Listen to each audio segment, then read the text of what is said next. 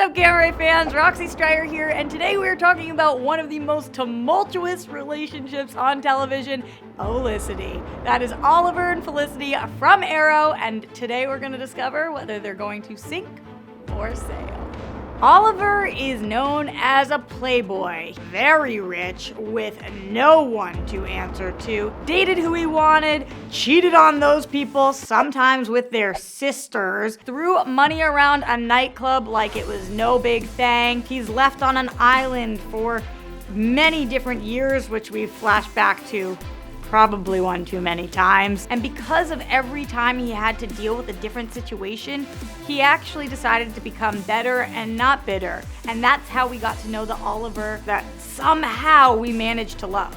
Let's move on to Felicity. She is smart, charismatic, tech whiz, fiercely loyal, very intuitive. She got to be this moral compass. She got to be the one who saves everybody else, the smartest person in every room, the one that Oliver ends up fighting for. We do see moments from her past that we call dark Felicity, where she seemingly lost herself a little bit. So we know there's always that edge to her, but time and time again, we see her choose the light, and that's why she's a great person. Felicity tends to be rash, so when she decides to go for something, sometimes she just goes for it and she doesn't let anybody know. And when you are working with a team of superheroes, you really have to let everybody in on it. So that's Oliver and that's Felicity, but do they work together as #Olicity? 3 pros of their relationship. They would absolutely die for each other. We see this time and time again. Family means everything to them, and even when we've seen them break up, which has probably been 4,000 times on this show, we know how much they love each other because they would lay their lives down.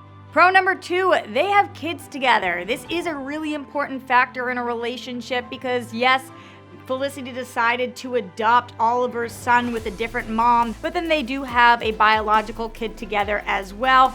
Now, how they raise that kid is a different conversation. Pro number 3, they are less whiny when they are together.